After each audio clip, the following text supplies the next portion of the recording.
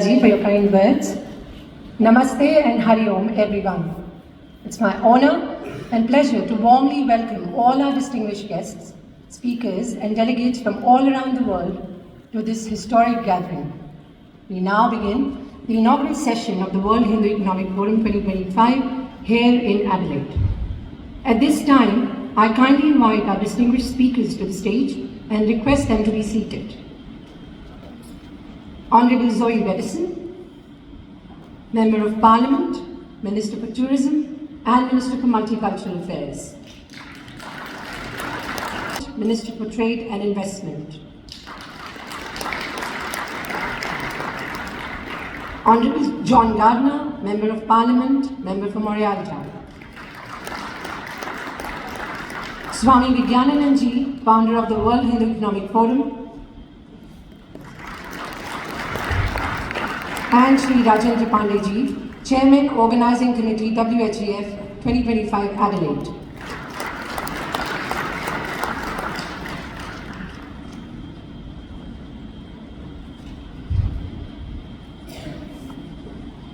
And also Shiv Kumar Ji, please. Shiv Kumar Krishnan.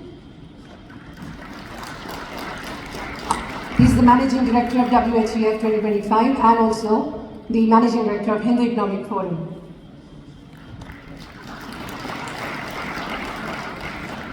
Now, to officially open today's proceedings, I now warmly invite Shri Rajendera Pandey to deliver the welcome address. Rajendra Ji is a respected community leader with over 20 years of experience. He currently serves as the chairperson of Hindu Economic Forum Australia and president of Vishwa Hindu Parishad of South Australia. He played a pivotal role in bringing WHEF 25 to Adelaide and is deeply committed to strengthening Bharat-Australia ties and empowering youth through global partnerships. Over to you, Mr. Pandey. Namaste. And my pranams to Swamiji, to our ancestors, to my mother, and to everyone.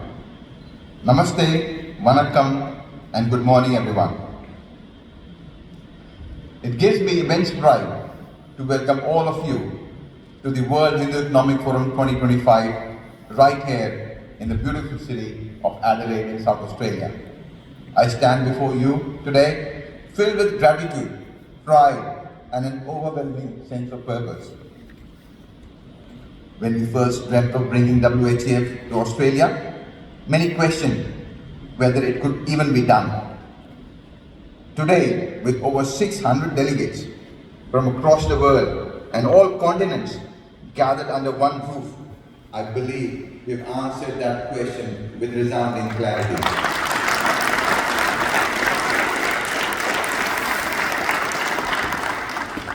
This is a historic moment. For the first time, WHEF is being held in Australia. And it is just not a conference, it is a movement. A movement that celebrates entrepreneurship, collaboration, innovation, and the spirit of Dharma in economics.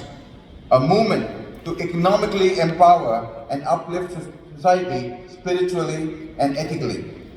Let me begin by acknowledging the traditional custodians of this land, the Ghana people, and pay my respects to elders, past, present, and emerging.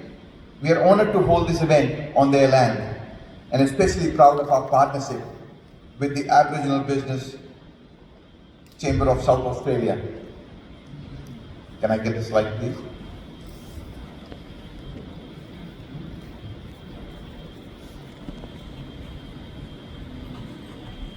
Is a partnership that we've signed between the Aboriginal Business and Industry Chamber of Commerce and the Hindu Economic Forum of Australia. What I was trying to show you is a photograph with Elder Perry and myself holding that memorandum of understanding together that we signed to pledge the cooperation that the Hindu business community will be having with the Aboriginal business community.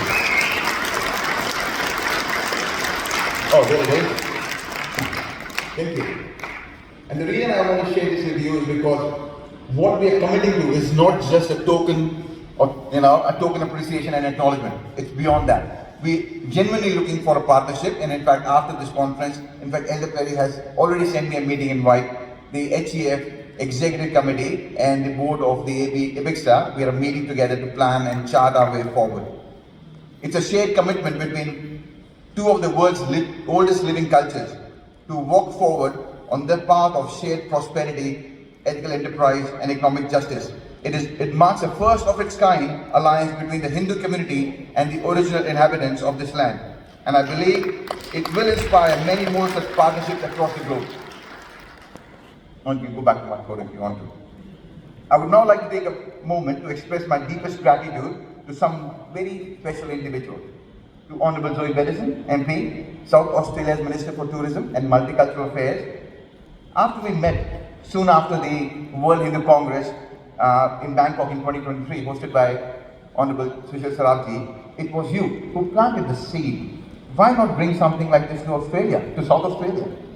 Until that moment, I neither had imagined nor had the courage to propose it. But you believed in me and in my team, in our community. That belief became that spark that lit the fire that led us to the WHEF 2025 Adelaide. Zoe, thank you. Thank you for your vision and standing for us from that very first conversation to this day. I really do appreciate that. To Minister Joe Sofat, thank you for your continued support and encouragement. Your backing has meant a great deal to us and to me personally. And I've been saying this to everyone, this conference wouldn't have happened if Zoe and Joe did not support it. I'm grateful to Matthew for your generosity with your time, for countless calls and meetings we've had to keep this project moving forward. And I'm so grateful to the friendship and support of Honorable John Gardner, Andrew McLaughlin, Vincent Tarzia, for your counsel and your support at all times. To Swamiji and our WHEF board, thank you for entrusting me with this immense responsibility. It is your faith and guidance that kept us anchored and inspired. To our core team in the WHEF organizing committee, many of whom are my brothers in the Australian Defence Force. You've proven that army training is not just for the battlefield, it's for life, and apparently for organizing international economic conferences too. To my family, this is true actually, and I think we run well as a machine because we all trained in army. So thank you everyone. To my family who I may have gently drafted into this venture without their explicit consent, thank you for your unwavering support, your hard work, your infinite patience with me. Thank you.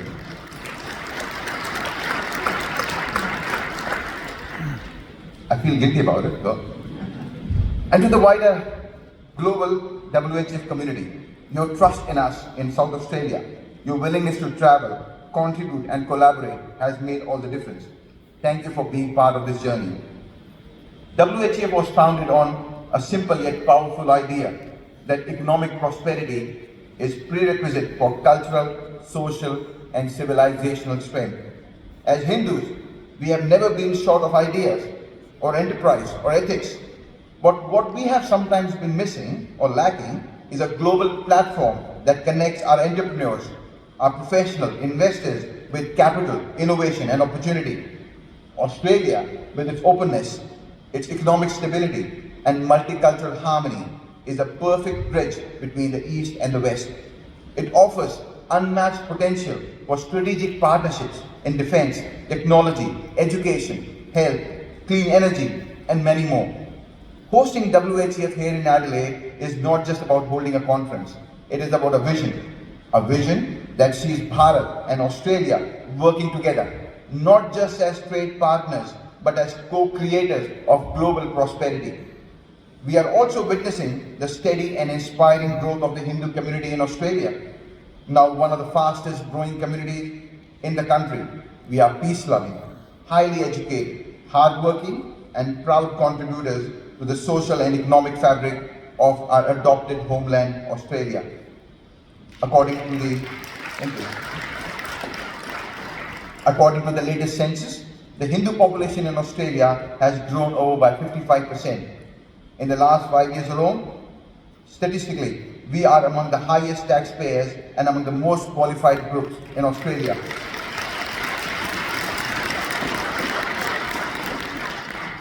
We have a disproportionately high representation in professions such as medicine, engineering, information technology, academia, and small business ownership. For example, Hindu doctors and healthcare workers are a critical backbone of Australia's public and private health system, particularly in rural and remote areas.